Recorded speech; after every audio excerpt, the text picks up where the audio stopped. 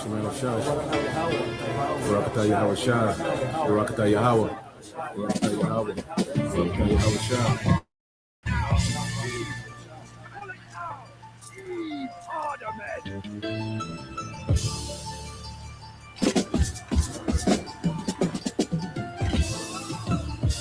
And the sons of strangers shall build up thy walls, and their kings shall minister unto thee. For in my wrath I smote thee, but in my favor have I had mercy on thee. Because all the blessings that we're going to get, which is entailing the kingdom of heaven. Isaiah the 60th chapter, I'm going to start at the 10th verse and read on down. It says, and the sons of strangers shall build up thy walls, and their kings shall minister unto thee. For in my wrath I smote thee, but in my favor have I had mercy on thee. So the sons of strangers, that's talking about the actual strangers, the other nations, shall build up thy walls. We're going to have them in slavery. So they're going to be building the kingdom of heaven, because we're not building nothing. We're not lifting a hand to move nothing. It says, for in my wrath I smote thee, but in my favor have I had mercy on thee. Therefore thy gates shall be open continually, they shall not be shut day nor night, that men may bring unto thee the forces of the Gentiles. That's talking about the actual Gentiles. We're going to take all of their substance, and that their kings may be brought. And the sons of strangers shall build up thy walls, and their kings shall minister unto thee. For in my wrath I smote thee, but in my favor have I had mercy on thee.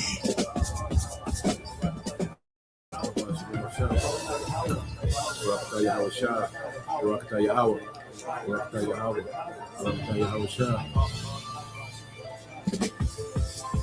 For the nation and kingdom that will not serve thee shall perish, yea, those nations shall be utterly wasted. Verse 13.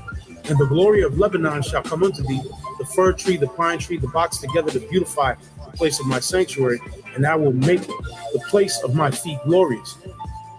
So the land of Israel, the land of Jerusalem, is going to be made glorious. It's going to be made glorious once again. The kingdom is going to be built up. We had a taste of that during the time of Solomon's reign, which was for about 40 years. Verse 14, the sons also of them that afflicted thee shall come bending unto thee, and they that despise thee shall bow themselves down at the sole of thy feet. And they shall call thee the city of the Lord. The word Zion means monument, the monument of the Holy One of Israel. Whereas thou hast been forsaken and hated, so that no man went through thee, I will make thee an eternal excellency, a joy of many generations.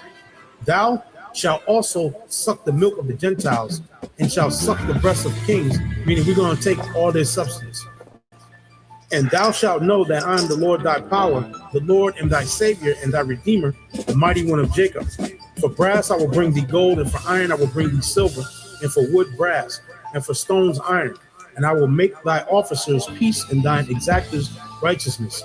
Violence shall no more be heard in thy land, wasting nor destruction within thy borders, but thou shalt call thy walls salvation, and thy gates praise.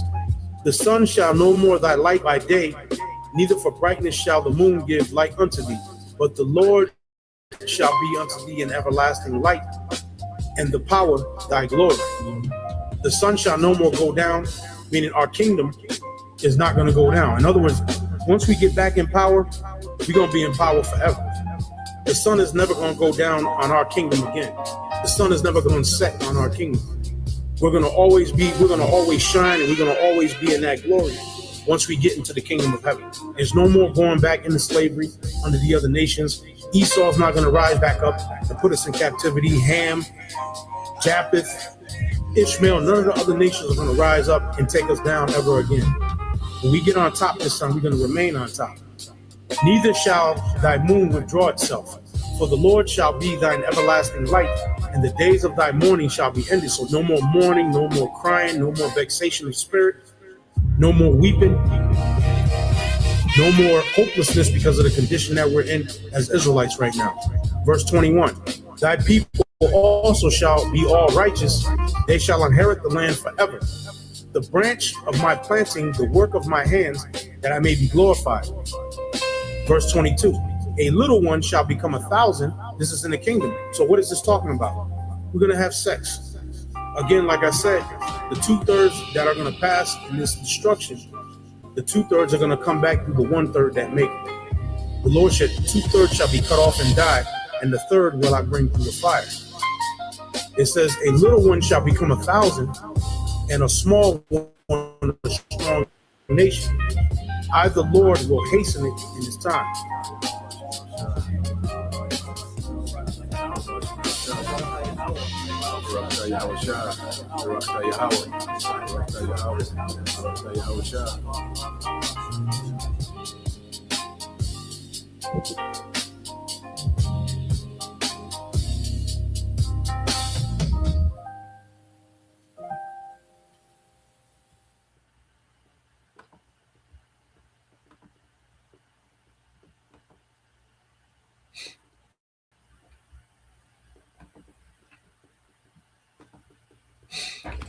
All right. Shalom. First and foremost, let's give all praise and glory unto Yahweh Bahashem, Yahweh Shah Bahashem, Kakwadash, and double honors unto the apostles and the elders of GMS who rule well, teach well, being great examples to his younger brothers, and peace and blessings and salutation to the hopeful that got there pushing his word and truth and in sincerity across the four winds in the name of Yahweh Bashem Al Shai, pushing to get up out of here. Shalom to the hopeful, the believers, the listeners whom have came back to the obedience of the scriptures through faith in Yahweh Bashem Al Shai. All right, coming with another morning news and prophecy. Okay, and what we want to delve into, is the negotiation updates, dealing with America and Iran. All right, which at the end of the day, they're going to go back to war. All right, no matter what's discussed, no matter if they come to any type of agreement, okay, this war is going to continue where it left off. All right, because what we're seeing is a continuation of the 12-day war from last June. Okay, and this time they went for like 40 days. Okay, and they're having negotiations again. Ceasefire. All right, and which is a fragile ceasefire, but So now what's going to happen, they're going to negotiate, but eventually they're just going to pick up where they left off because this war has to go, all right, to full World War III. All these other nations, all right, have to get involved and eventually it's going to go nuclear. Okay, so we know, all right, beyond, these negotiations, all right, that war is going to presume. Now, the thing we want to focus on in these negotiations is how America is being weakened on the global stage. The way Iran has been handling in America, because America, it was a disappointment. Militarily, America disappointed. Okay, and it's having a ripple effect, and it plays right into prophecy of all these other nations. Okay, that's going to turn on America, man. All their allies turning on them, man. Okay, because usually when America goes into war, they're helped by 30 plus countries. Okay, but this war, none of these countries are helping because America is the losing horse. Okay, you don't join, all right. You don't join forces, all right, with the losing force, and that happens in war. People switch sides, okay, because people want to be on the winning side. All right, these nations when they go to war, they start making decisions based off post-war expectations. Okay, and right now, siding with America is a bad investment for all these nations, man. Okay, and that's the Lord that got these things set up, because the Lord is the ultimate strategist, man. You got the elites doing what they're doing, manipulating, the markets and the economy. We know they want a global reset out of this, man. Okay, but we know the Lord is fulfilling prophecy through these things, man. Okay, and this war is going to shut down all the schemes and plots of the elites, man. Okay, they're the ones that instigated, all right, the war, but this war is going to work against them the more this war expands. Okay, but what we're seeing now, all right, which according to the scriptures, let's get some precepts, then we'll get a few clips of certain things that's going on. But when you go here to let's start here, Jeremiah 49 and 14, it says, I have heard the Jeremiah 49 and 14.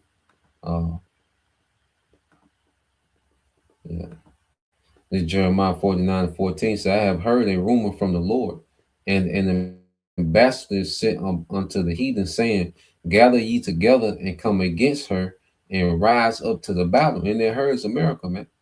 Okay, and And what we're seeing amongst these other heathens is they're making alliances, all right, against America, man.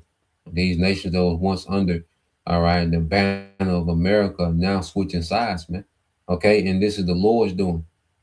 Okay, the Lord is doing. The Lord is orchestrating this. Where everything we're seeing. That's why these things were written way before it was a Rothschild, okay, or a DuPont or a Vanderbilt. These things were written way before. Okay, the elites are just playing their role within the scheme, okay, within the prophecy of the Most High. Okay, so it says, I have heard a rumor from the Lord, and an ambassador is sent unto the heathen, saying, gather ye together and come against her and rise up to the battle. Okay, so what we're going to continue to see is nations continue to flip over to the side, all right, of the kings of the east, man. Okay, because this is the Lord's, all right, agenda. All right, this is his purpose against Babylon. Verse 15, for lo, I will make thee small among the heathen and despised among men. And see, America is shrinking on the global stage. Okay, and the way that they perform, they underperform in this war, man. All right, their reputation is done. Okay, my brother want to post that, dealing with a good name. All right, how a good name is better. Okay, and I think that's precious ornament. Okay, but the brother, I think it's one in Ecclesiastes and one in Proverbs as well. All right, and America has lost his name, his reputation. All right, for being this dominant military force in the earth, man. Okay, their reputation is gone now. All right, Iran really exposed them on how limited they are. Okay, and the blueprint for how to fight. All right, American military, man. Okay, we're gonna go into these things, man. Say, for lo, I will make these small among the heathen and despised amongst men. And let's get this word small. Okay, let's deal with this word small. All right, and this the Lord. The Lord said, I will make thee small. All right, this is all the Lord's doing this, man. Okay, let's go here. I put emphasis. I will make thee small. Quatan, okay, which means young, small, insignificant, unimportant, young, unimportant. Okay, unimportant, man. America is becoming irrelevant right before our eyes, man. Okay, they're becoming irrelevant right, all right, before our eyes, man. That's why within 40 days, you had Trump talking about going nuclear, man. All right. And really, when Trump was putting them tweets out there, we're going to end the civilization in one night, that nigga really was crying for some attention, man, because he wanted to break up the fight. Okay. Because it was just getting worse and worse by the day. That's why it took some convincing to convince Iran to do a ceasefire. China stepped in like, look, man, during the ceasefire, we're going to scrap y'all down. We're going to, the ceasefires don't go right. And we're going to, because China been sending them cargo ships, okay, to Iran, okay, full of what, man? Munitions, man. And they say this is new cyber tech, it's new defense systems. Okay, so when the war kicked back off, because in 2 weeks, America can't replace, these THAAD systems, all right? These Patriot 3 missiles, these THAAD missiles, they can't replace that in 2 weeks, man. Okay, they can only make about 7 to 8 a month. So that's the time. That's 2 weeks. What they gonna make 2? Okay, all right. So Iran had to be convinced by China, all right, to go ahead and do a ceasefire and talk to America. But what Iran got out of the deal was more weaponry from China. So Iran was like, look, we'll talk to these niggas, but what are we getting out of it? Okay, because Iran is in the driver's seat. Okay, because they're winning the war, all right, militarily and economically, man. Okay, because they're capitalizing off the war, all right. And America, see, they wanted complete control over the Straits. Okay, you see, this was supposed to be a big power play for America, man. All right, but it failed. You see, and America is being embarrassed now. All right, and it's only going to get worse. So the Lord is really making America insignificant and unimportant amongst these nations. Now you got nations that ain't going to talk to America. They're going to talk to Iran about getting their oil out of them, man. You got nations cutting deals with Iran now.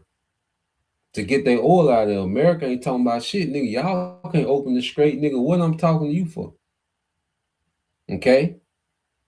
Well, why are we talking, nigga? We need to get the oil out of here, nigga. You ain't talking about a goddamn thing. Okay? Them dumbass tweets and, you know, kill all the Navy. No more Air Force, no nothing. They're totally obliterated. Yeah, shut up. Nigga, you can't open the Strait up. Okay? So you're becoming irrelevant on the global stage, man. Okay? And the Lord is doing this. It said, Jeremiah 49:16 said, thy terribleness have deceived thee, and the pride of thy heart, O thou that dwellest in the cliffs of the rock, that holdest the height of the hill, though thou shouldest make thy nest as high as the eagle, I will bring thee down from thence, said the Lord, Yahweh Ba'Shem Al-Shai. So this nigga's reputation, you know, being a bully in the earth has deceived them, you know, that they, all right, unstoppable, untouchable, man. You know, has made this man extremely prideful, man. You know, and that's why America never felt the need to change how they went to war, because they've been dominant, all right, by doing it a certain way for so long, you know, that they never, all right, evolved according to modern warfare. You see? Now, this was World War II style fighting. All right, America be untouchable. If this was World War II style fighting, there was still, you know, the way nations wage war. But nations wage war completely different now. Okay, and America never evolved, man. Okay, and that because of pride, because they were able to dominate so long. Okay, with their old way of fighting, man. And now that shit don't work. The AI, they leaned a lot on AI. That's not working. Okay, and they thought just because they had the biggest budget and they spent so much that meant superiority, man. Okay, yeah, it means superiority on paper, but practical fighting, they don't mean that.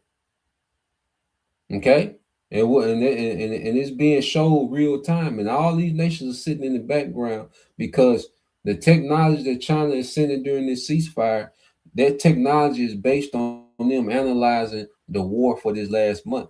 Russia and China been getting a lot of data on American military capability, their hardware, okay, for these last 40 days, man. So it's gonna be interesting when this fighting starts back, you know, to see, all right, the upgrade, you know, that Iran has, man. You know, when it comes to this stand-up war that they're having with America, man, with the whore. You see, verse 17 said, also Edom shall be a desolation, everyone that goeth by shall be astonished and shall hiss at all the plagues thereof, because it's going to lead to America being nuked. Okay, this is all it's going to lead to, man. You see, this is what this war, all right, that the West has started. It's going to lead to America being nuked, man, and becoming a desolation, man. All right, and it's verse 18. It says, as in the overthrow of Sodom and Gomorrah and the neighbor cities thereof, said the Lord, no man shall abide there, neither shall a son of man dwell in it. Okay, so the same judgment that Sodom and Gomorrah got, America's going to get that same judgment, except on a much more massive scale, man. Okay, so that's the that's the end game, all right, for America. Okay, this is the path that America is on. Okay, so all these schemes and, you know, these gimmicks that America is trying to do to get some type of advantage and still posture themselves to be, you know, irrelevant and strong. Okay, all of it's going to fail, man. Okay, and everything that they do to try to, you know, show strength. All right, it backfires and it shows how weak they are, man. How incapable they've become. Okay, so let's go here.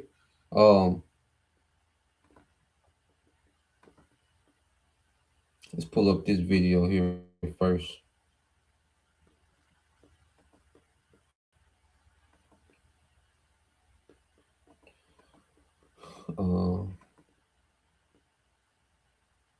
Yes, and this. So yeah, so yesterday was when they were supposed to went and sent the delegates. Okay. So you had JD Vance, you know, he's a clown. Okay, the vice president, American vice president, you have J.D. Vance.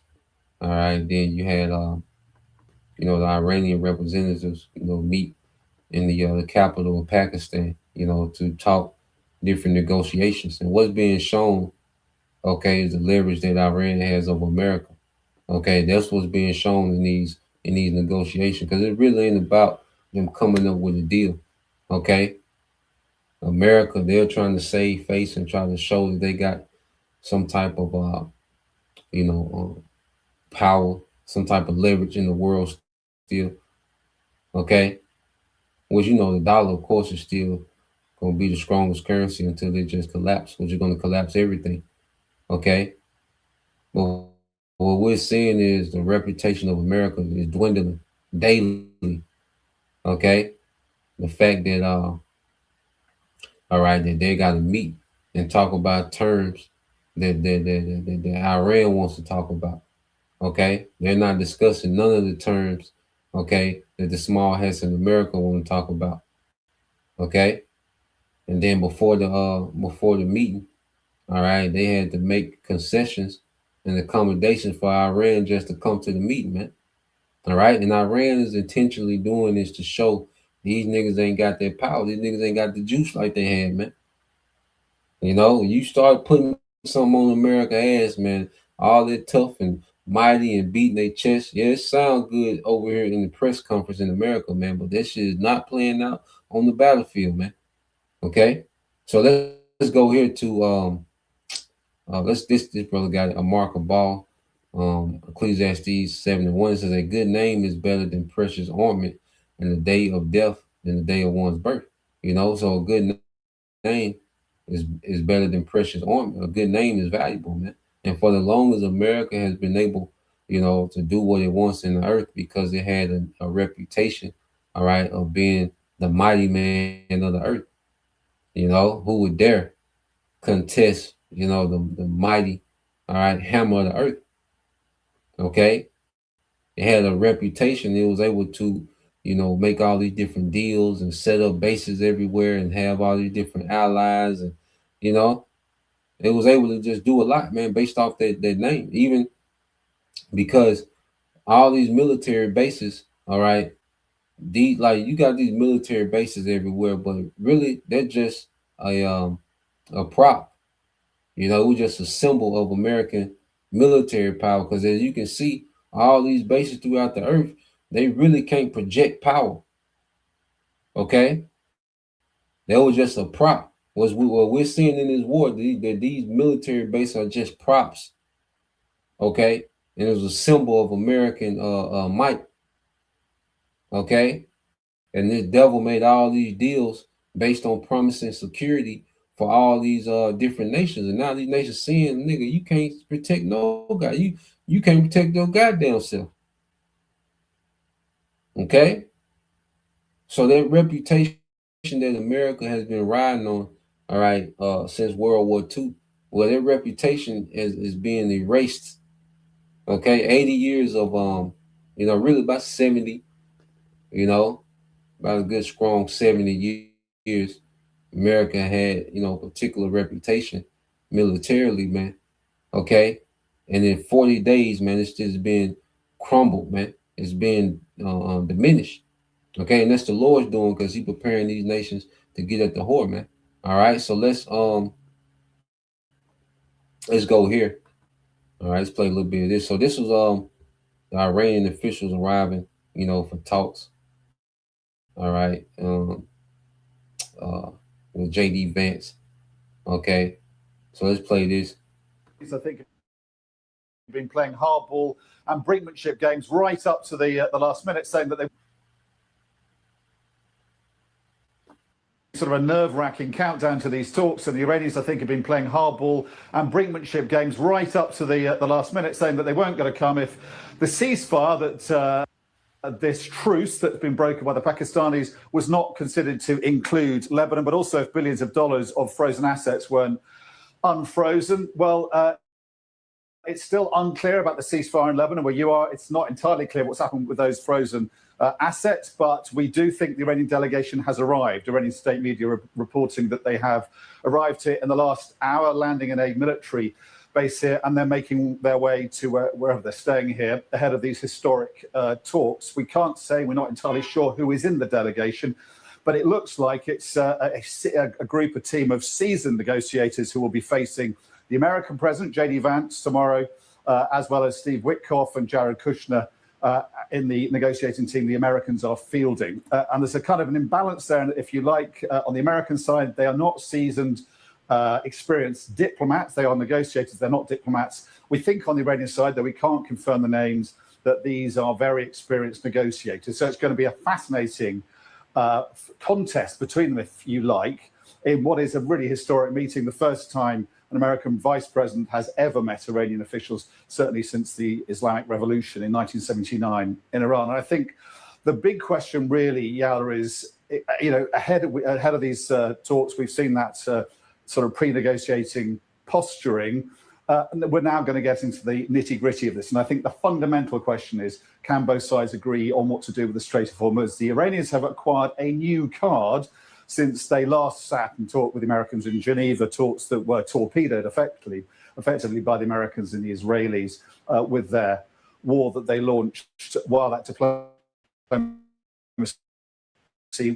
was underway. That card is their control of the Strait of Hormuz, the fact that it gives them kind of ransom power over the world economy. How are they going to play that hand? Are they going to overplay it? And is there a way that both sides can agree to opening up that strait to some extent that will then lead to more sort of intense talks, 2 weeks of talks scheduled? The hope is that they could go on a lot longer than that. This was the moment when the Iranian delegation reached Islamabad.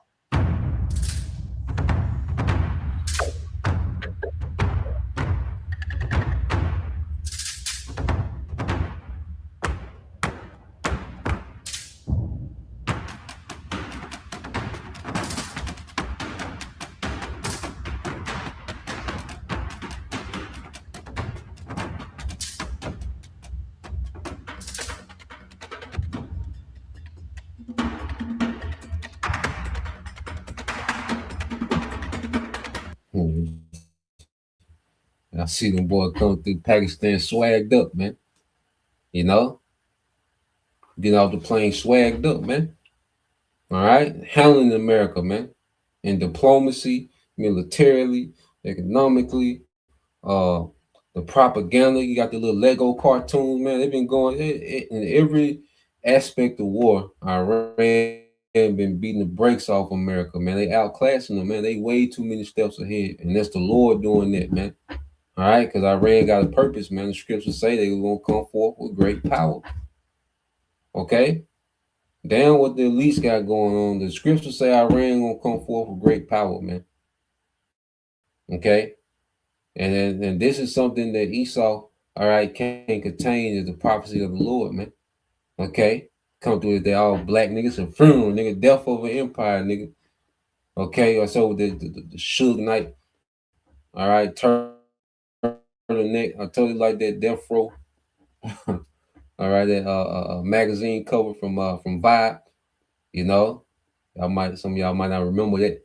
Okay, but Iran stepping in bitch swag, nigga, like, nigga, touch me, we gonna blow goddamn this whole island up.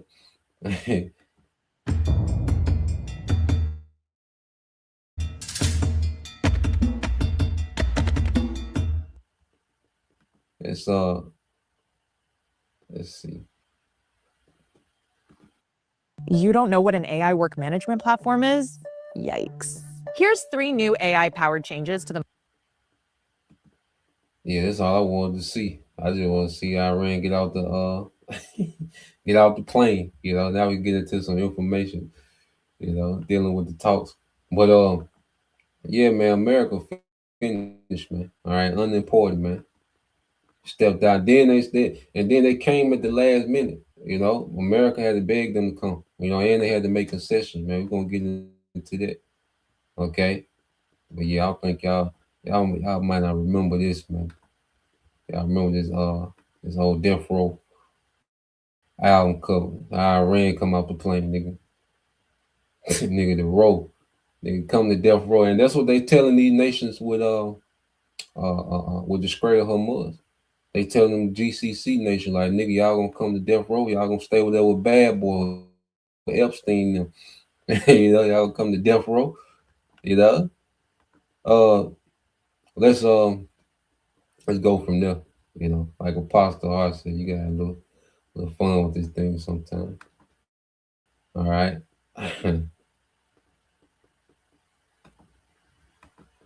Let's go here.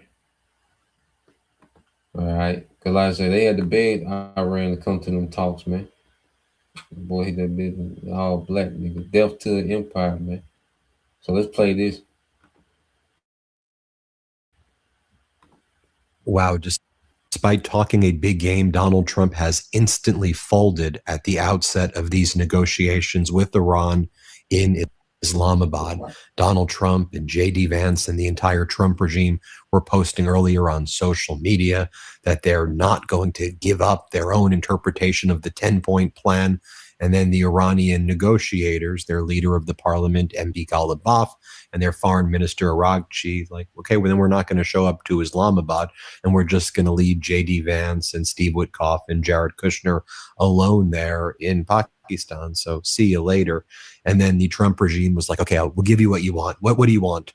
And then Iran posted on social media, we got exactly what we wanted already. And that seems that it means a lot of money has already been paid by the United States to Iran, potentially billions and billions and billions of dollars. You know how Donald Trump and his regime attacked former President Obama, who actually entered into a solid deal with Iran, and they said he brought cash loads on an airplane.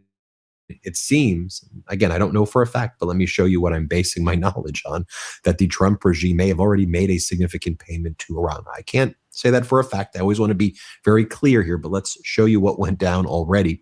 MB Ghalibaf, Iran's parliament leader, who's one of the main negotiators in Islamabad, he posted the following before the Iranian delegation arrived in Islamabad. He writes, 2 of the measures mutually agreed upon between the parties have yet to be implemented. 1, a ceasefire in Lebanon and the release of Iran's blocked assets prior to the commencement of negotiations. These 2 matters must be fulfilled before negotiations start. Number 1, ceasefire in Lebanon. Remember, Trump was saying Lebanon's not included, and J.D. Vance yesterday was like, oh, Ghalibaf doesn't know English well because we never said that Lebanon was involved in the ceasefire. And Ghalibaf was like, yeah, you're going there? Okay, then we're not showing up. And it seems that the Trump regime finally got Netanyahu, at least temporarily, to say no more strikes on Lebanon. Then number 2, you see it says Iran's blocked assets prior to the commencement of negotiations must be released back to Iran. I mean, that number, I think, is closer to $8 to $10 billion. It may even be more than that. So yeah, Iran was telling them niggas, well, before we come to the meeting, nigga, you guys tell BB to sit his ass down over there in Lebanon, all right? And they got BB to sit down, okay? And then they had to release some Iranian assets that was tied up in American banks due to these sanctions, all right? Which they're speculating is $8 to $10 billion. So there's speculation, all right, that America already released $8 to $10 billion to Iran, okay? And that was part of the pre-concessions for them to come to the meeting, you know? And what is Iran? The world is looking at this, okay? These other nations are looking at this like, man, these whole ass niggas, man. They talked all this shit, man. Iran got these niggas, all right, you know? You see? All this tough talk for these decades, man, and Iran got these niggas making accommodations, man. Okay? Because Iran can start fighting today. Like, nigga, we can just start back fighting today. And the strait gonna be closed, nigga. So y'all need the meeting. You know? Then plus what China just dropped off, nigga, y'all. Nigga, because why Iran at the meeting shit, they hooking up their hardware. You see? Why Iran is at the meeting, they hooking up their new Chinese technology, man. Okay? So Iran like, nigga, we ain't gotta come here, you know? And if they don't stop shooting on Lebanon, nigga, we just gonna start the war back. Y'all need the time out, nigga. I'm doing Iran, like, nigga, we doing this because of China, our strategic partner, China, nigga. Y'all need the time out, not us, nigga. Okay? That's how Iran handle these niggas, man. Okay? And this is America becoming what? Unimportant. Okay? We'll play this. And so media was reporting earlier today, the Iranian negotiating delegation has been at Tehran airport for hours and has not yet departed for Pakistan. And the sticking point is around Lebanon, but also don't sleep on the payment to Iran. And then the Iranian social media accounts were saying, bully or not bully? That is the question. And then the Iranian social media accounts posted, the preconditions have been accepted. Iran told them, nigga, bully or not bully, nigga, what is it? Okay? And card being pulled, man. Okay? America's card is being pulled. And then the whole earth is watching, man. All these nations are watching it, man, real time. Okay?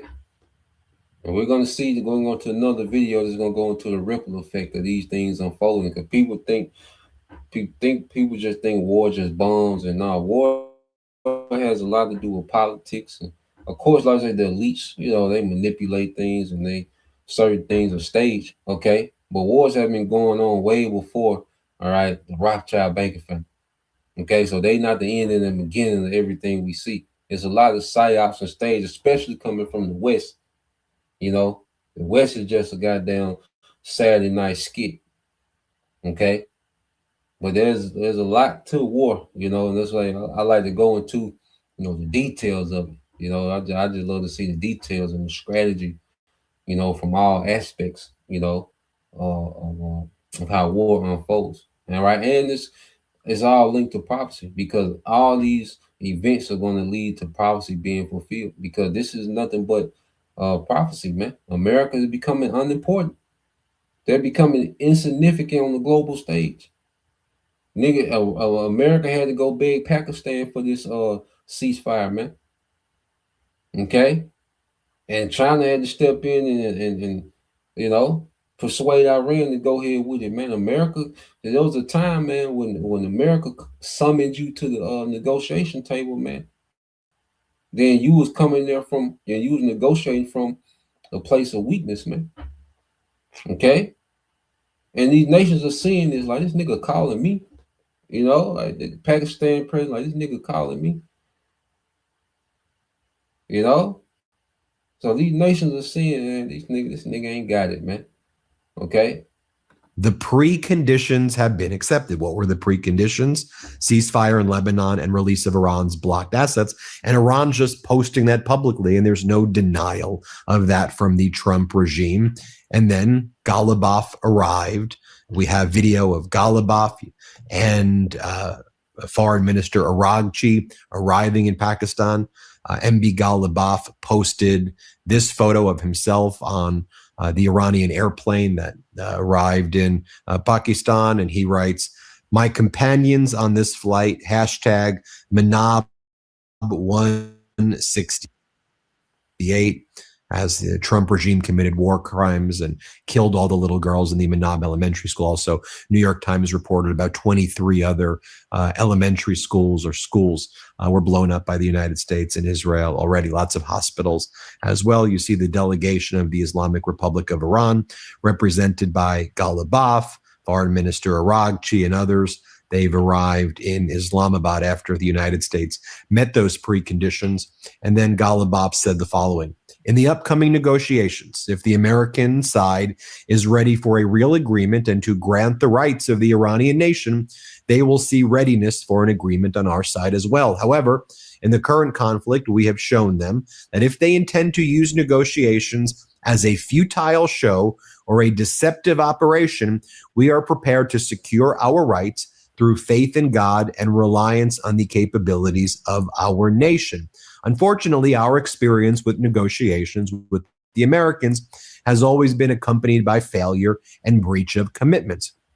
Twice within less than a year, in the middle of negotiations, despite the goodwill of the Iranian side, they attacked us and committed numerous war crimes. We have goodwill, but we do not have any trust. Now, some U.S. officials are saying, Yeah, man. So, let's go from there. All right, but basically, the Iranians, they know, they hand on the trigger because they already know America's full of, full of BS. So basically, Iran and letting them niggas look, if we don't come to no agreement, and if y'all strike us during this agreement, it's just gonna go back to belt to ass. Okay, that's all it's gonna be.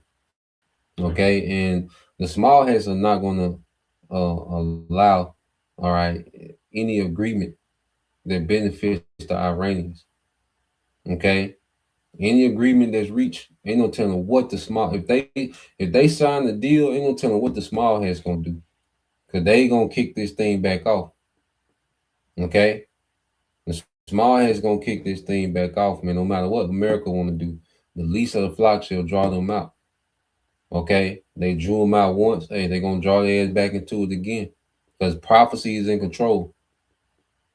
Okay, you devils, the scripture say they wearied in their counsel. They trying to scramble and pivot and steal. Cause they gotta do their thing with this collapse. All right, they at least have to collapse this thing regardless, even if it ain't the way that they want to do it. They nigga, you gotta collapse this bitch. Okay, prophecy in the driver's seat, nigga. You gotta collapse the economy. Okay, you gotta bring about civil unrest. Okay, you gotta make the MOTB mandatory, man. It's something you gotta do. So let's go from there, real quick. And this gonna go into the ripple effects of what. All right, this here we go.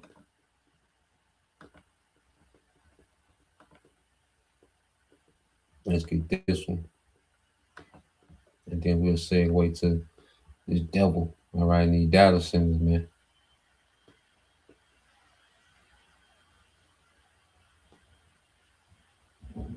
Yep. Let's get this warriors of Yahweh. Joel 3:2 says, I will also gather all nations and will bring them down into the valley of Jehoshaphat and will plead with them for my people and my heritage Israel, whom they have scattered among the nations and part of my land. Yeah, so the Lord is causing this war to continue and to escalate because he's going to judge all these nations, man. America just going to get the worst. America has been the most proud. That's why scripture said, oh, thou most proud. You see, I think that's Jeremiah, I think it's 50 and 31. If a brother want to post it. All right, I believe it's 50 and 31. But he calls America the most proud because all these nations, all right, are guilty of conspiring in this new world order. All these nations have new world order ambitions, including Iran. Okay, and they're going to get caught up in the judgment as well, along with all these heathens. Okay, the rest of these heathens. So what we're seeing is the Lord is going to continue to push this war, okay, and escalate this war, okay, and to the point of it's going to go nuclear, and Yahweh Shai is going to return and judge all these nations, man, okay, and deliver his elect, because that's what the buildup is for. For the Lord is getting ready to deliver his people, okay, and we're just following the events, okay, that's going to lead up to that. The prophetic events that's promised, these certain alliances with certain nations, the moves that's being made. Okay, this devil, with his new world order agenda. So we're watching these things, all right, that's leading up to Joel 3:2. All right, when the Lord is drawing all these nations to this particular region to judge them, all right, through this war, man. Okay, so let's play this. This is all about November. This whole war was about November. This war was a gambit on the part of Trump and his cabal of peace through strength aficionados to, this was going to be the 1, 2, 3 punch. Venezuela, Maduro's head. Iran, Khamenei's head.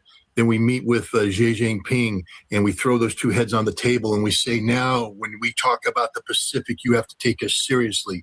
And the Chinese were supposed to quake and quell and surrender. We got the Venezuela part down, but Iran failed. Xi Jinping, we pulled out of the talks because we no longer had, the foundation to talk with China. And in the meantime, the entire world's changed. I mean, I call this an empire terminating event. You talked about the Japanese sending tankers down. You know that there was a tripartite framework agreement between Japan, South Korea, and the United States confronting North Korea and posturing to contain Russia and contain China. Where we talked about nuclear submarines and we talked about nuclear warfighting, sharing plans, etc. All premised on the notion that America was going to be there to back everybody up. Well, the missile defense shield that we had put over South Korea, THAAD, Patriot 3, didn't work. And then we got rid of it. We broke it down, sent it off to Israel to replace the one that didn't work the first time around. The South Koreans and the Japanese right now, this tripartite framework agreement's finished. The United States can guarantee nothing. Japan understands how fragile and vulnerable they are economically, because if the United States can't guarantee the opening of the Strait of Hormuz, what about the Straits of Malacca down in Indonesia? What about the South China Sea where China has those islands? Japan just woke up to the fact that the United States isn't there to, if they continue to ally themselves, they're not going to get stronger, they're going to get weaker. Look at AUKUS, Australia, United Kingdom, US, another big, Pacific-oriented relationship. First of all, the UK's out. Starmer said, I'm done with America. So it's now AUS. And the Australians, they're done. They have the same problem as the Japanese, that the United States can guarantee nothing. We don't care about Australia. If we cared, we would have consulted. We didn't consult. And now they're going through an energy crisis. This is the NATO. NATO is just about finished. I mean, we're talking, the president and DeMarco, we were talking about pulling out 100,000 troops. And we're talking about being selective in terms of whom we support. That's the end of, collective defense. All of our strategic relationships that defined who and what we were geopolitically for the past 40 years, they're gone. They're finished. They're done, especially in the Gulf Arab states. It's over. So this is a huge strategic defeat for the United States. It goes beyond simply, what's going on with Iran. But the Iran picture, because everything I just said, the American people don't understand, Judge. I'm just sorry to say that. They don't. I just finished talking to somebody who was like, this is. Yeah, man. So basically, these nations are watching. All right. And they're like, all these agreements that they got with America for securities, for economics. They're like, nigga, you America's a bad investment. There was a time when, being allied with America, man, you had, no one would dare. If America put a base on your land, no one would dare. Okay. Preemptive strike you. Okay. You had trade deals. Your trade was secured by, American Navy. You get the American Navy escort. Okay. So it was like, man, this is it. You got a base. You got American military personnel on your land. Okay. You got the THAAD system, and then now they're saying, wait a minute. So the THAAD trash. Okay. And nigga, these bases are nothing but props. Okay.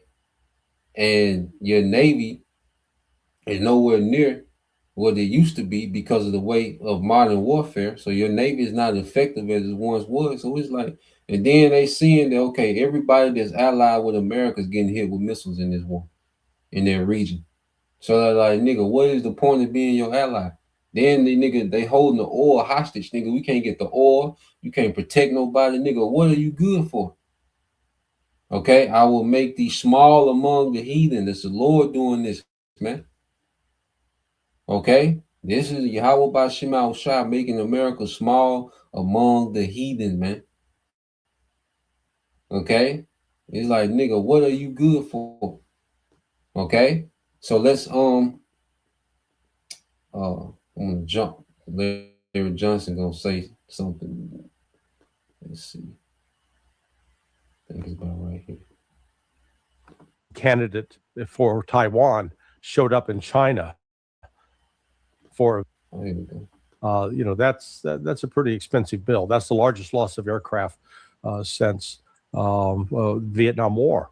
The thing I'm gonna go back to what Scott was saying, because if you saw yesterday, the opposition candidate for Taiwan showed up in China for a visit, and so she's a very tall, good-looking woman, and she comes off the aircraft, and the embraces, the goddamn Uncle Larry seen something he liked, man.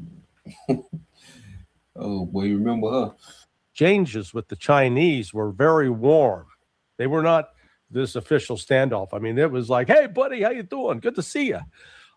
And she was talking about making a visit to Taiwan. That was announced after that. So what we're seeing, I think, here is a growing recognition, not only by China, but by Taiwan and the allies that had trusted the United States. They've seen the United States fail now twice militarily.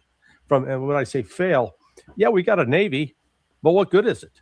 Because if a country's got hypersonic missiles, that Navy has to stay offshore, which sort of defeats the idea of having a Navy, because Right. you want to get an aircraft carrier up close to the combat aircraft off that deck and can penetrate into the interior. But now they got to stay offshore. The Marines, they like to they get their landing craft. I guess this was an LHA, the Tripoli, and it got close to shore and it started getting lit up with drones and missiles, so it backed off. So they're watching the United States, who promised, "Oh, we got your back. You want to align with us because we're the biggest, toughest, baddest guy on the block." And then look at what's happened to the Gulf. Already, Oman and Qatar have said, "We're with you guys." They're signing on with Iran. It'll be up to see what UAE and Saudi Arabia do. Scotty, how badly was Israel battered, and in what kind of shape? Yeah, man. So what you had, these nations that was once at odds, because America is the source of, even South Korea, North Korea, South Vietnam, all America is the source of all the conflict where these nations, are divided amongst one another. China, Taiwan, America is at the source of all that. Okay, and now that they see America, okay, is a paper tiger, okay, and their life is far better, okay, these nations are starting to squash their differences, man. Because a lot of these nations, they were loyal to America because of the economic benefit and because of the security guarantees. Okay. But now what they're seeing is being with America can't secure nothing. And now we're suffering economically. So it's like we might as well, squash our differences. Okay. And do our own thing. All right. So America's role is becoming insignificant on the global stage. All right. And the Lord promised it. And that's what's happening. Okay. So let's get a couple more precepts and then we'll segue here. This is Isaiah 47 and 1. Read this what the brother got as well. All right, so this is the brother you call Jeremiah 50 and 31. It says, "Behold, I am against thee, O thou most proud, said the Lord, power of hosts, for thy day is come, the time that I will visit thee." So the Lord is against America, man. Okay, he's against Babylon. There was a time when, prophecy favored Babylon, and everything they did, they was winning, they was prospering. Okay, but now we're seeing the exact opposite, man. Okay, the Lord is dismantling this thing. Okay, and it's not going to start with Babylon. He's going to dismantle the whole wicked scheme of the elites and this whole New World Order agenda, man. It's going to fall apart. He's going to get so far within his agenda. He's going to be allowed to make, certain progress. Okay, get to the point to where he can mandate the MOTB. You see? And after that, he's done. You see? When this nigga mandate that MOTB, he's out of there, man. All right, and then the Lord gonna show that the least, all right, ain't hitting no shit neither. Okay? Because they weird in their council now. Because there's certain things not going how they want to go. Okay, this is the Lord's master plan at work, not the elite's master plan. It's the Lord's master plan at work, man. Okay, the elites playing their part within the Lord's master plan. Okay, the elites are limited. They don't have absolute control of everything, man. Okay, the earth has been given into their hand, and now the earth is being taken out of their hand, man. Okay, through the spirit and power of Yahweh Shem Shai.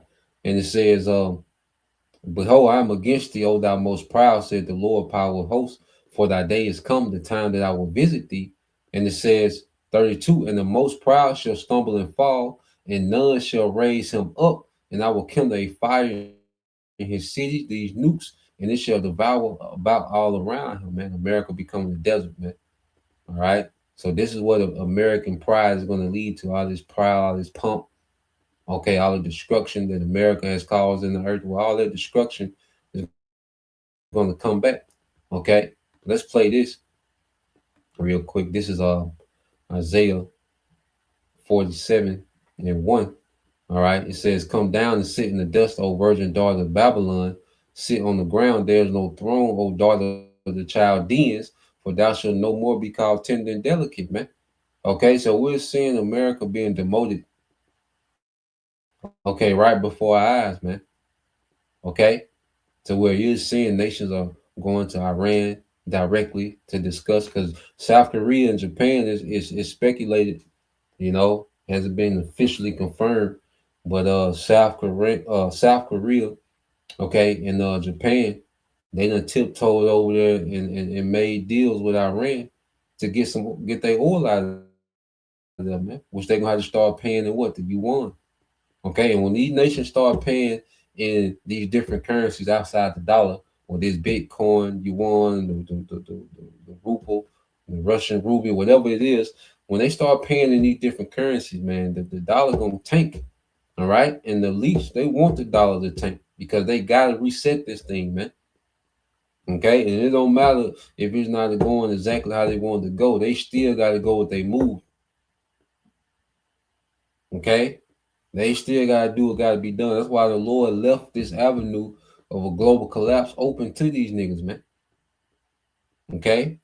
So they the least they got to manipulate this thing in the background and go with their move. Okay? When in the meanwhile, America's being demoted right before our eyes, man. Okay? And it's the Lord that's demoting America, man, from this lofty position that they've enjoyed, all right, in this old world order. It said, take the millstones and grind meal, uncover thy locks, make bare the leg, uncover the thigh, pass over the rivers. Thy nakedness shall be uncovered. Yeah, thy shame shall be seen. I will take vengeance, all right, and I will not meet thee as a man. And that's Yahweh Shai. Okay, because this is what it's leading up to, man. America is being uncovered. Okay, its shame is being put out there, man. That's why they call America the Epstein crew, the Epstein class, man. You know, they call Americans, their politician, their leadership, the Epstein crew, man. That's what's associated with America in the West, man, the Epstein class. You know, so Iran got to go and have a negotiation with the Epstein class. You know, or they call the small hats a genocidal regime. You see, well, America is associated with nothing but shame now, man. Okay, they have no credibility, liars, and you know, no honor, no integrity. You see, and just leading up to Yahweh Shai coming, all right, and turning America to a desert, man, and eradicating all the militaries of the earth. Okay, so let's go from there. I got this video I want to play.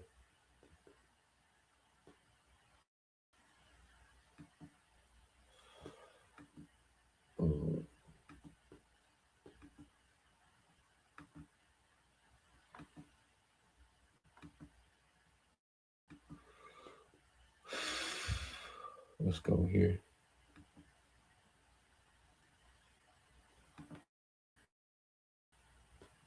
So now let's segue to the data centers, okay? Because another thing dealing with this energy, you know, why they want to lock down this energy because they need this energy for these data centers, man. Okay, in America, hosts, according to the current, data centers, America has over like 35% of the world data centers, with 3,000 more, expected to be built. Okay, so let's play this. And what we're seeing is people are beginning to really be affected and protest these data centers, man. That's a thing that's growing as well. Okay, if a brother want to post it, I think that's in Job, how the hand of the wicked shall be upon them.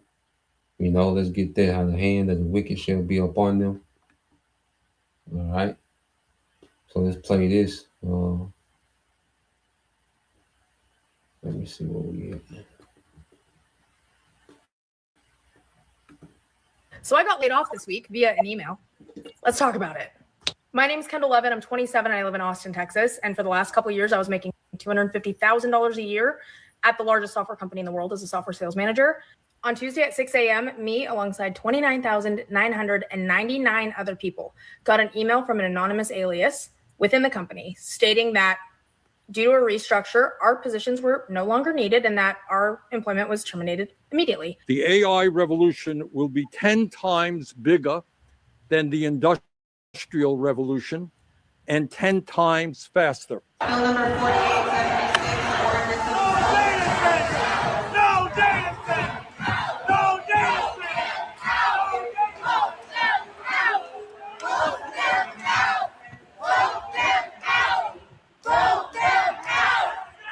center! Is artificial intelligence going to be good for society, and are people going to lose their jobs, or are people going to get more jobs because of artificial intelligence? It's very likely, in my view, that artificial intelligence is going to pretty dramatically disrupt the labor market. Something like this, you'd be like, most Christian men think ministry and business don't mix. But what if your business could be your ministry? my hometown is building the largest data center in the world. And normally, like when people say something like this, you'd be like, oh, that's a really interesting fact. Did you know that my hometown, with the exception of a single season, has been in a drought since 1997? And what their plan is. So I was laid off from my corporate job making 200 grand a year. So I'm going to go ahead and expose the AI companies and what their plan is. All right. Good evening, Joliet City Council. I am deeply saddened by your decision to vote yes to the proposed data center. My name is Tia, by the way. You can't comment on that, ma'am. I'm commenting on it anyway. You have officially sold out every single citizen in Joliet. You chose corporate interests over the livelihood of the very people who voted you into your position. You chose money over the future of our children. They can still hear me. They can still hear me. Okay.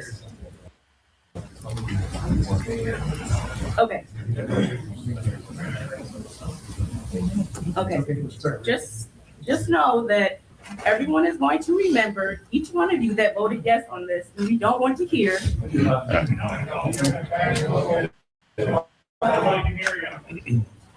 Okay. We're very disappointed. Thank you for your comments. Disappointed with this decision. And you should have let me speak, but that's okay. We got to talk about the AI data centers. This is sneaking up on everybody until they look up and there's 6 of them in their little town. And the noise pollution, the pollution they create, the water they take, and you're going to subsidize them with your electrical bill.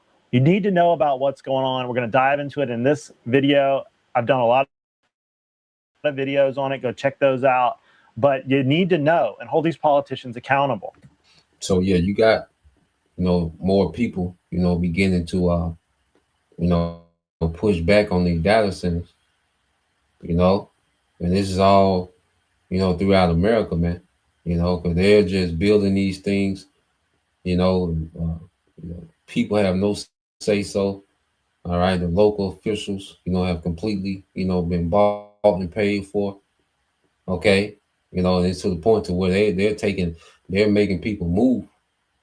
Okay.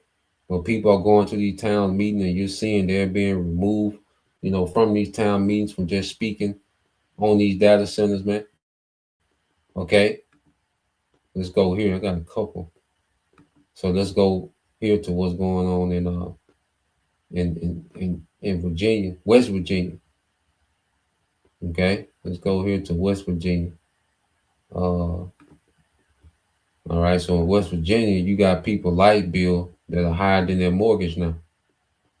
Okay, and over there in Virginia, that's where you have the most data centers in America is in Virginia. So now in the state over in West Virginia, their light bills are higher than their mortgage. You see what the hell? So let's play this. $18.67. $1,218.67. Yeah, for one building. The rising cost of utilities definitely does have some effect on the reason we're going to just under one roof. After we went through our first year, we looked at the electric bill, we looked at the rent, we realized we were not going to make enough money. So we had to raise the rent. And that was what started a lot of the rift with the West Virginians, that we were going to have to raise the rent when they had camping the same way for so many years. You're getting $1,300 to $1,500 bills for electric. And West Virginia has decided that they're going to run on coal for at least 2040. You don't have a choice when it comes to electric and water. And so, you can't decide to just not have electric for that month. We're seeing businesses lock up, businesses are closing.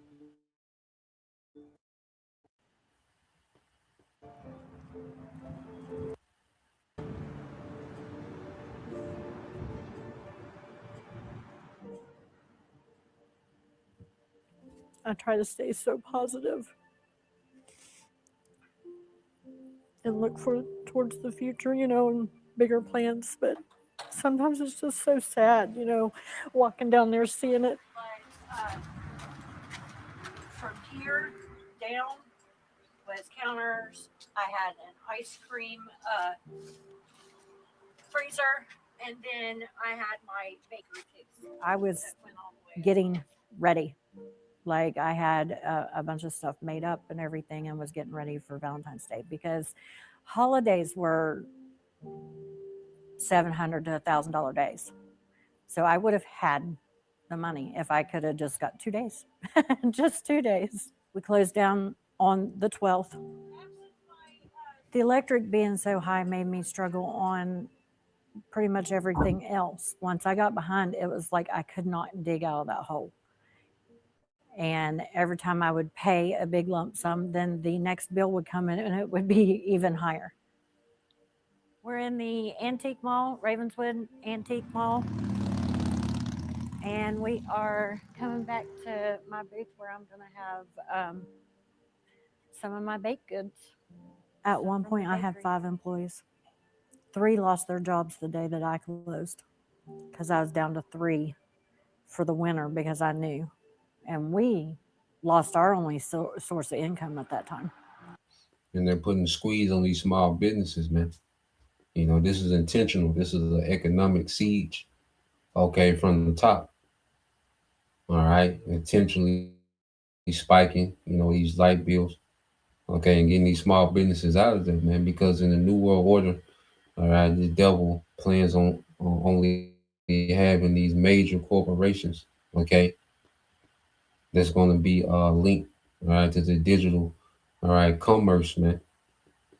Okay, there's big box stores, all right. It's going to be very limited, all right, in this new system and what you can, and where you can, get goods. Okay, you got Bill Gates, buying up all the farmland. All right, it's going to be very limited to where you can get food from. Okay, but the New World Order food will be even faker than the food we got now. Okay, so yeah, man, this devil, all right, he's putting the squeeze, all right, on, all right, the middle class. Okay, he's finishing off the middle class, and plus now you're throwing in the higher gas prices with these crazy light bills caused by these data centers. Okay, their usage of the grid. They're tying into these grids and these rural, all right, these rural regions of America. Okay, play this a little more. 14 months ago, we opened up this small gallery here, which is only 1,900 square feet. We just love it here. But the problem is we're getting really beat up with the high energy costs. This small gallery, I keep the temperature down kind of low, and I'm still paying $700, $800 a month. The power company, I've called several times, and I told them, look, I'm a senior citizen, I'm 71. I'm an artist and I have a gallery and I'm trying to help the community. Is there any program that can help us to help our community? She says, I'm sorry, we really don't have that.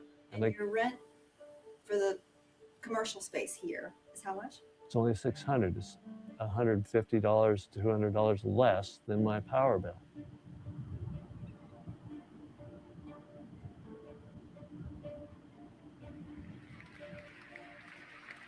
The inflation crisis was caused by massive overspending and escalating energy prices. And that is why today I will also declare a national energy emergency. We will drill, baby, drill. I find it fascinating that, they go and they give him a trophy saying he's the friend of a coal miner. Our coal miners are dying of black lung. They don't have clean water. They can't feed their children. Their schools are closing. Their electric bills are through the roof. And they can't afford groceries. Where's the trophy for us? We are energy rich. I mean, they come through, tore up our land. We kept hearing, we're going to, the coal mines, the coal mines, the coal mines. I love the current administration, but what about the coal mines? If they're digging, baby, digging, I don't see it here. They say they love the current administration with Trump. Show you how simple Americans are, man. Okay? Because Trump is their cruel lord. All right? And it's him, all right, day 2. Okay? He got in the White House January 20, okay, 25, and in day 2. Okay? What did Trump do? Okay, he gave $500 billion to data center infrastructure, man, to AI infrastructure, which is the data centers, man. Okay? We'll just show how simple, okay, Americans are, man. All right? And it's only going to get worse for you Americans, man. All right? From here on out, it only gets worse. Okay? I've had to close down 2 stores because I can't afford rent. You have a gas bill, you have an electricity bill, you have water bill, you have sewer bill. Okay, I can't afford all that plus pay $2,000 a month rent. Your utility bills are more than your rent is. And we are a red state. I don't want us to be the left behind state anymore, I guess I should say. And America finna leave all you, your government is leaving all you behind, you Americans, man. All right, because your government is doing the bidding of the elites. All right, nothing that's being done, all right, by your government is to benefit you, man. And Americans can't see a nigga. And like I said, I wouldn't be surprised if these elections, okay, break all type of records and people go out and vote Democrat to try to get some type of change. Okay, which shows you how lost the American people are. Okay. Your government does the bidding of the elites, not your bidding. Okay? So let's play one more. All right, to the fact now these devils are just stealing homes. Okay?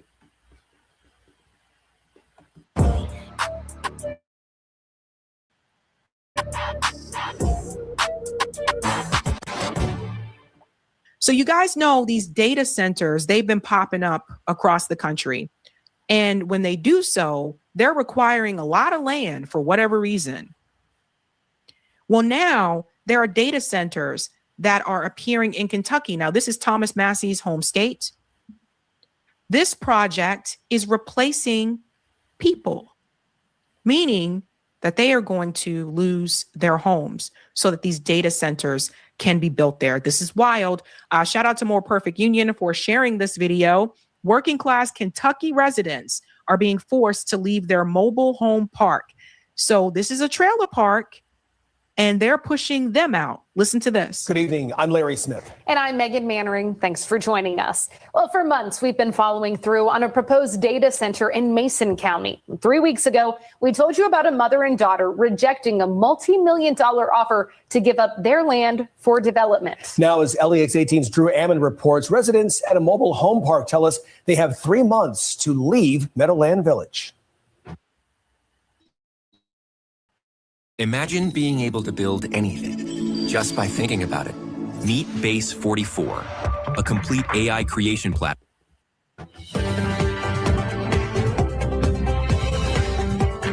Quiet, man, quiet. Oh, yeah, no better place to live than out here, man. Pastor Greg Jones loves this home that he bought 7 years ago. Now, along with everyone else living in Meadowland Village, he's being forced to move. That's what makes it very difficult, is realizing you come home one day and realize, man, you got to move all this. At the same time, a Fortune 50 company has submitted a proposal to build a data center on 2,000 plus acres of farmland beside a residential area in Maysville. So these people were here first. The residents were here first. And some people may look at it and they may say, well, it's a trailer park, no biggie. That is someone's home.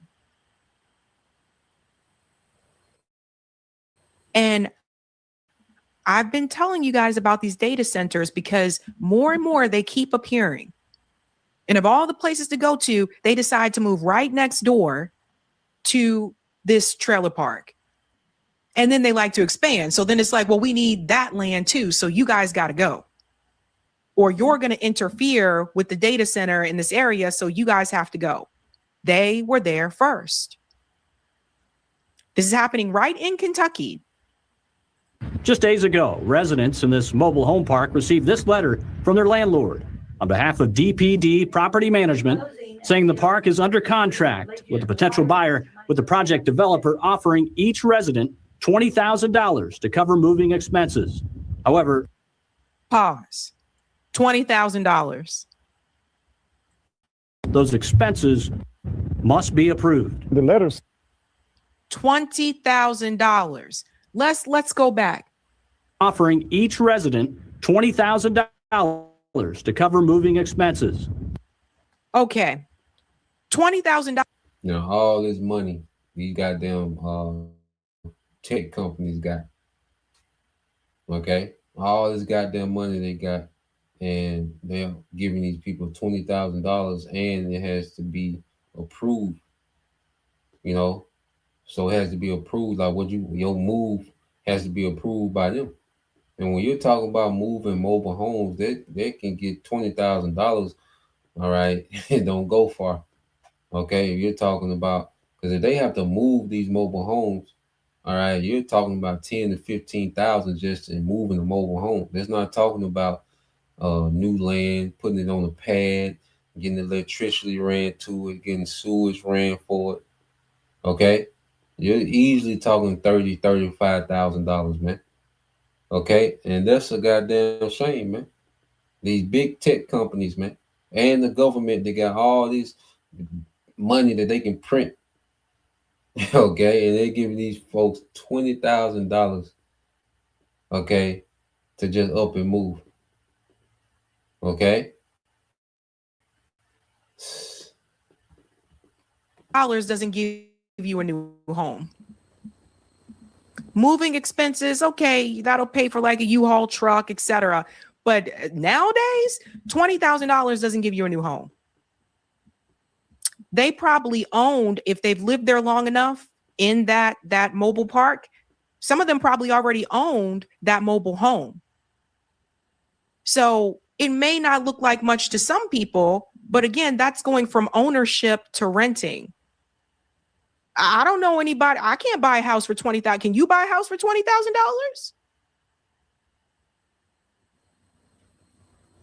So now they become renters again. Like, what is happening here? It can happen to anyone, but they mainly choose to target the poor. They like to target lower income people who are working class. Like, they come after you because they feel as though, and by they, these Fortune 500 companies, the billionaires, they feel as though no one's really going to care if we take stuff from poor people anyway. So why not? I don't hear about any data centers trying to buy up land in residential areas in Beverly Hills. Do you? Do you hear about any data centers trying to buy up land in Potomac Mills, Maryland? No, they're going to rural America where they know the people in those areas tend to be lower income. That's who they're going after. And then listen to the catch about the $20,000. However, those expenses must be approved. The letter said up to $20,000. And my reply was, I don't think that's going to work. Everybody's just on edge. Another one of the residents impacted is Roger Purcell. This is his home behind me.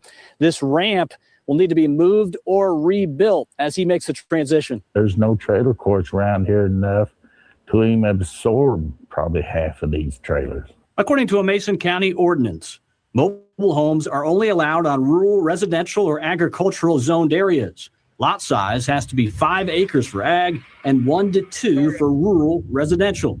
And then you've got water, electric, sewage. If your land don't perk, that's even twice as much. That's why for Jones, Purcell, and Rico Roberts, when it comes to this offer, $20,000 in expenses to move, this is the bottom line. $20,000 ain't nothing. In Mason County, Drew Bammon, Evening Edition. Yeah, man. So this is what it's getting to, man. You know, the devil's being real aggressive, you know, with these data centers. Okay. And then at the end of the day, man, it's time for a new leadership, new rulership in the earth, man. Okay. Esau, Edom, all right. This man has ran his course. You know, that's why the Lord has this devil, you know, attempting to do a global reset with this third world war. And this third world war is going to consume this devil because it's going to escalate to the return of Yahweh Shai, all right, and the nukes, man. Okay. And there's going to be a change of rulership, man. Okay. When you go here, let's get this real quick. This is Sirach 10:14 says, the Lord have cast down the thrones of proud princes and set up the meek in their stead. All right. And that's the nation of Israel. Okay. Beginning with the elect. All right. Yahweh Shai, the first fruits. Okay. And the proud princes are getting ready to be cast down. Okay. And that's going to be the first step of rehabilitating the earth. Now, these heathens, they have to go through, you know, that 1,000 years of a rigorous captivity, man. You know, because they have to be punished and chastened for following Esau, man. You know, they have to, righteousness has to be, you know, the righteousness is going to be the standard, okay, set in our kingdom, man. And it's going to be through force, all right? Because these nations are used to, you know, they have been defiled, okay, and infected by the rulership of Esau so much, okay, that they have to be conformed to righteousness through rigorous captivity, man. Okay. But we're seeing the change in the rulership take place, man. Okay. And this devil, he's running to his end. You see? But this devil, on his way down, he's going to attempt to throw this new world order up, man.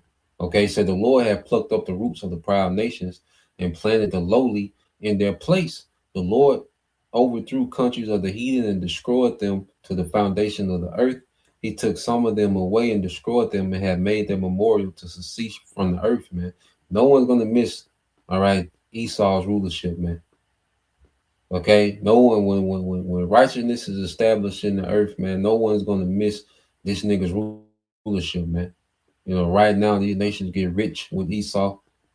Okay? They have enriched themselves, you know, the elites of these other nations, the governments of these other nations, you know, they have bowed to the beast. You know, they enrich themselves, man. Okay, but the earth suffers under this man's rulership, man.